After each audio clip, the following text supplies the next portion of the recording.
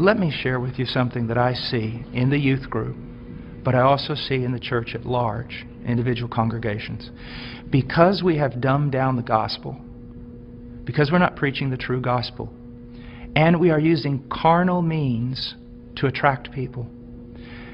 If you use carnal means to attract men, you're going to attract carnal men.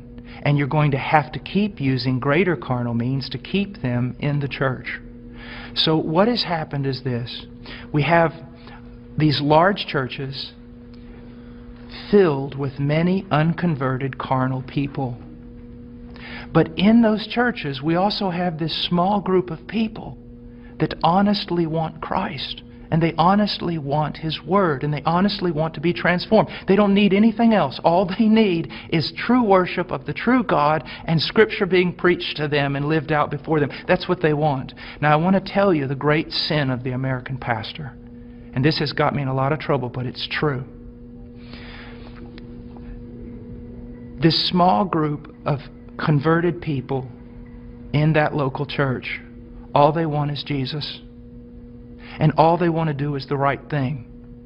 They want purity, they want truth, they want Christ. But the pastor, in order to keep this larger group of unconverted people, he caters to them.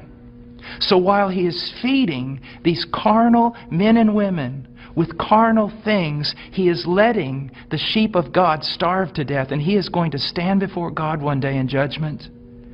Listen, brother, if my wife was going grocery shopping, and when she was going out to her car, some men assailed her, attacked her brutally, and you walked by, and you did not want to get involved because you didn't want to cause trouble, you didn't want to put yourself in harm's way, you just wanted everything to go smooth. After all that was done, I would look for those men to deal with them. But I want you to know this, I'd look for you too. Because you had a chance to stand for my wife, my bride. And out of self-preservation or wrong ideas, you did not do it. You're just as much responsible as those men who attacked her. And that's what's happening all throughout America with pastors. It's the bride of Christ. There are sheep in all these churches, many of them, even churches that seem somewhat heretical in places. You'll usually find a group of people who truly want Christ, but the leadership is catering to the carnal and letting the bride of Christ starve to death, impoverished. And that is wrong. And there's going to be judgment for it. And the same thing is happening to the youth. I know young people that say, you know, Brother Paul, I listen to you all the time. And I said, well, what about your church? He goes, well, they don't preach this. It's not what the other young people want. And so they give them what they want. I'm starving to death.